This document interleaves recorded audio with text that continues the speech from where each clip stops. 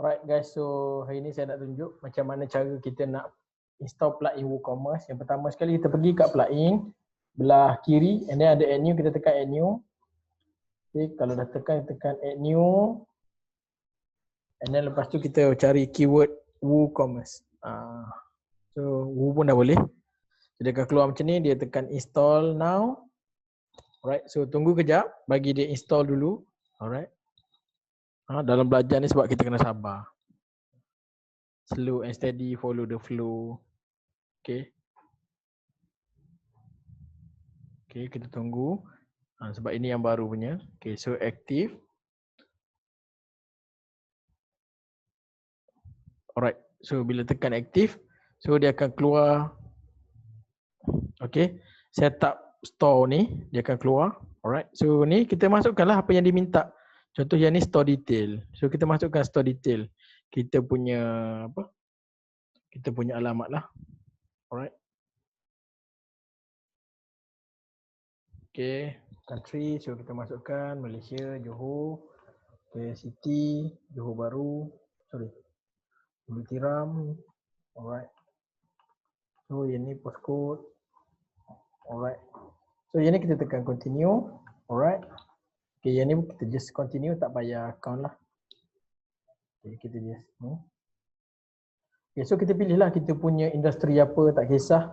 Okay, so kita tekan education and learning, so tekan continue. Okay, yang ni ambil physical product ataupun download. Okay, ini yang free adalah physical product dan download. Biasanya kita pakai physical product lah. Alright, sebab kita nak jual macam biasa, post macam biasa kan. Alright, so kita ambil physical product. So tekan continue. And then how many product you want to display, kita letak setting ke 10. Currently selling every else, no. And then yang ni tekan je tak ada, untick je. And then tekan continue. Okay, lepas tu continue with my active team.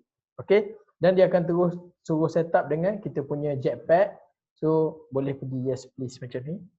Okay, terus install Jetpack. Okay, so tak perlu ke video ada yang seterusnya, ada video Jetpack. So yang ni untuk install terus Jetpack. Yang baru ni dia suruh install terus Jetpack untuk jaga kita punya WooCommerce punya plugin dengan juga kita punya sale data. So nanti senang untuk kita buat apa di dekat telefon apa semualah. So dah install and then kita tekan next. Okay, yang ni pun next. Okay, let's go. So dah ada kat sini. So dah settle WooCommerce. Alright. Yang tu untuk WooCommerce. Alright. So yang WooCommerce tadi kita dah set up untuk Jetpack sekali. So dia akan masuk terus, tunggu sekejap. Tunggu sekejap tadi macam tadi.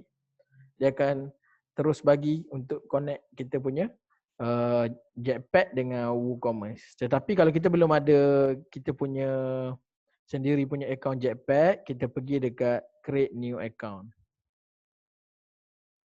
Okay, so kalau kita create new account, so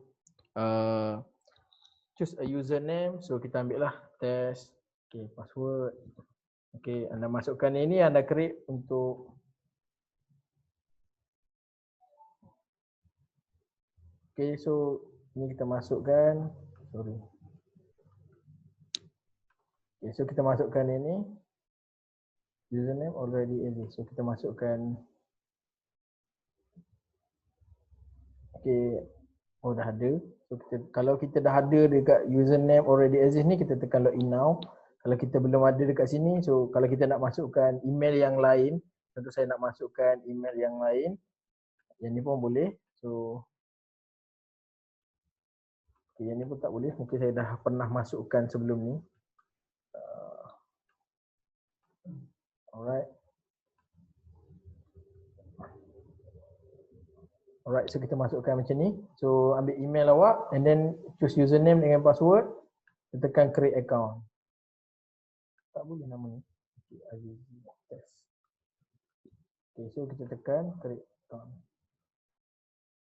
Okay, so bila kita tekan create account, kita tunggu kejap. Dia loading.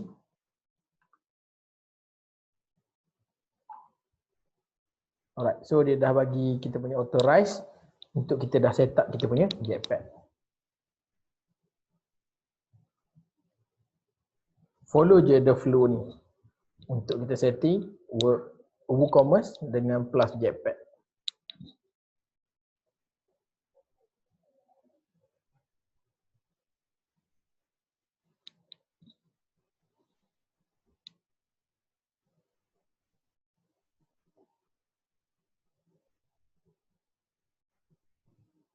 Dia lama sikit yang ni sebab nanti dia nak balik kepada kita punya site.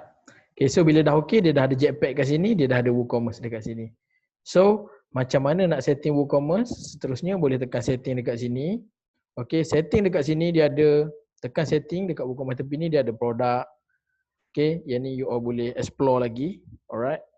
Okay, so shipping, you tengok dekat sini ada shipping. So boleh setting dekat Malaysia sahaja berapa kos. Okay, boleh tekan edit, you masukkan add shipping zone ni, you letak Malaysia.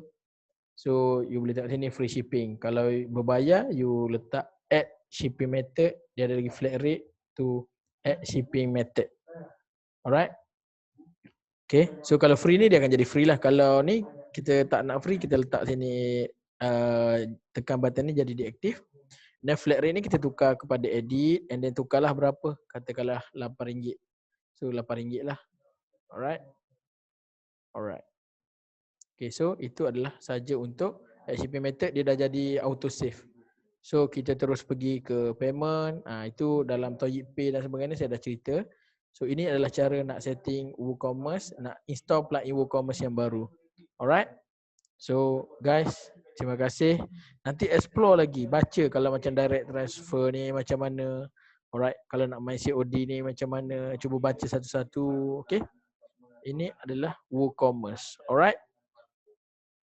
Okay, jumpa lagi di video seterusnya dekat produk. Okay, so boleh tambahkan produk. Okay, so assalamualaikum, bye bye.